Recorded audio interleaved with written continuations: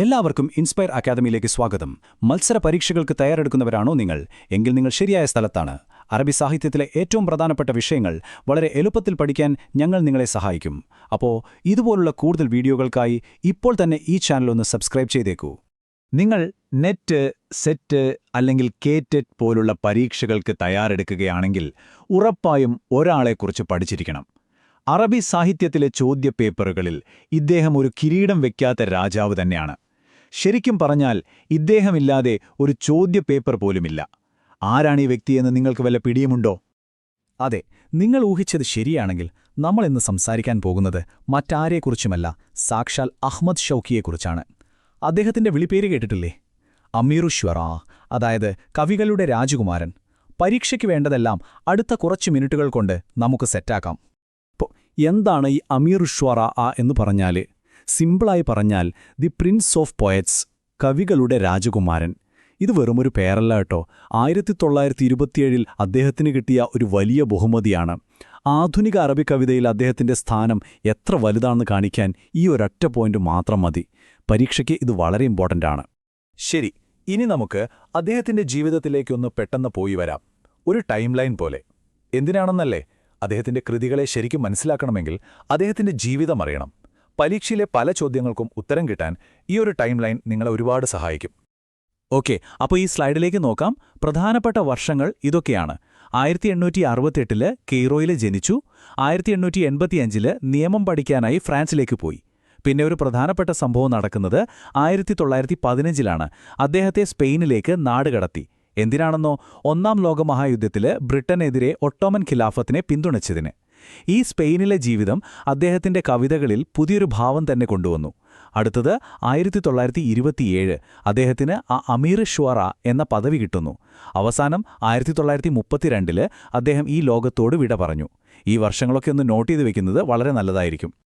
Okay, ഇനി നമ്മൾ വരുന്നത് ഏറ്റവും പ്രധാനപ്പെട്ട ഒരു ഭാഗത്തേക്കാണ്. അദ്ദേഹത്തിന്റെ കൃതികൾ, അദ്ദേഹത്തിന്റെ സംഭാവനകൾ. നല്ല മാർക്ക് സ്കോർ ചെയ്യാൻ ഈ ഒരു ഏരിയ ക്രിസ്റ്റൽ ക്ലിയർ ആയിരിക്കണം. അപ്പോൾ ശ്രദ്ധിച്ചിരിക്കുക. ഈ ടേബിൾ കണ്ടില്ലേ? ഇതിൽ അദ്ദേഹത്തിന്റെ പ്രധാനപ്പെട്ട വർക്കുകൾ പലതായിട്ട് തിരിച്ചിട്ടുണ്ട്.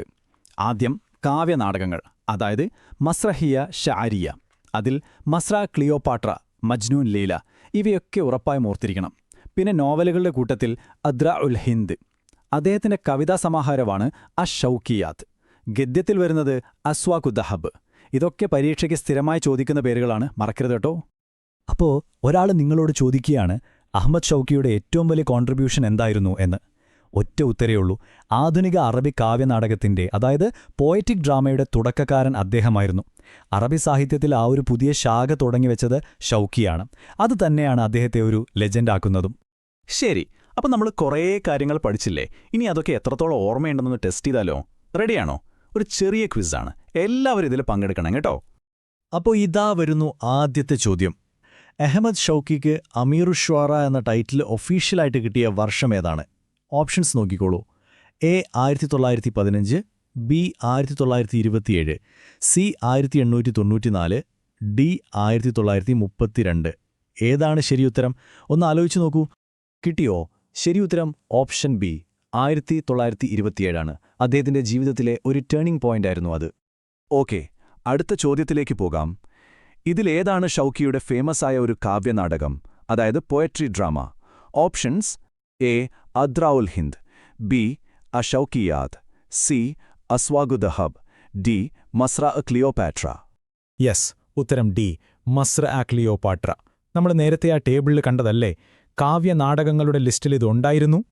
മൂന്നാമത്തെ ചോദ്യം. 1915 അഹ്മദ് ഷൗക്കിയെ എക്സൈൽ ചെയ്തത്, അതായത് നാടുകടത്തിയത് ഏത് രാജ്യത്തേക്കാണ്? ഫ്രാൻസിലേക്കാണോ, തുർക്കിയിലേക്കാണോ, സ്പെയിനിലേക്കാണോ, അതോ മാൾട്ടയിലേക്കോ? കറക്റ്റ് ആൻസർ ഓപ്ഷൻ സി, സ്പെയിനാണ്. അദ്ദേഹത്തിന്റെ ടൈം ലൈനിൽ നമ്മൾ ഇത് പ്രത്യേകം പറഞ്ഞിരുന്നു, ഓർക്കുന്നില്ലേ? അപ്പോൾ നാലാമത്തെ ചോദ്യം. അഹ്മദ് ഷൗക്കിയുടെ ഏറ്റവും പ്രധാനപ്പെട്ട കവിതാസമാഹാരത്തിന്റെ പേരെന്താണ്? ഓപ്ഷൻസ് നോക്കിക്കേ. എ മജ്നൂൻ ലൈല, ബി അഷൗക്കിയാത്ത്, സി ഹംബീസ്, ഡി അലി ബേക്കൽ കബീർ. ഉത്തരം ഓപ്ഷൻ ബി, അഷൗക്കിയാത്ത്. അദ്ദേഹത്തിന്റെ ഏറ്റവും ഫേമസ് ആയിട്ടുള്ള കാവ്യസമാഹാരമാണിത്. ഇത് പല വോള്യങ്ങളായിട്ടാണ് ഇറങ്ങിയിട്ടുള്ളത്. ഇനി നമ്മുടെ അവസാനത്തെ ചോദ്യം. റെഡിയല്ലേ? അഹ്മദ് ഷൗഗി ജനിച്ച വർഷമേതാണ്? Options: A 1868, B 1885, C 1927, D 1932. Time ലൈനിലെ ആദ്യത്തെ പോയിന്റ് ഒന്ന് ഓർത്തു നോക്കിക്കേ. അതെ, ഉത്തരം ഓപ്ഷൻ എ 1868 ആണ്. അടിപൊളി! ക്വിസിൽ പങ്കെടുത്ത എല്ലാവർക്കും അഭിനന്ദനങ്ങൾ. അപ്പോ 5-ൽ എത്രണ്ണം നിങ്ങൾക്ക് ശരിയായി കിട്ടി? സത്യസന്ധമായിട്ട് നിങ്ങളുടെ സ്കോർ താഴെന്ന് കമന്റ് ചെയ്യണേ. നിങ്ങളുടെ ഓരോ കമന്റും ഞങ്ങൾക്ക് വലിയൊരു ഇൻസ്പിറേഷനാണ്. അപ്പോൾ അഹമ്മദ് ഷൗക്കിയെക്കുറിച്ചുള്ള ഈ ചെറിയൊരു വിശകലനം നിങ്ങൾക്ക് യൂസ്ഫുള്ളായെന്ന് വിശ്വസിക്കുന്നു. ഇതുപോലെ ഓരോ ടോപ്പിക്കും സിമ്പിളായി പഠിക്കാൻ ഇൻസ്പയർ അക്കാഡമി എപ്പോഴും നിങ്ങളുടെ കൂടെയുണ്ടാവും.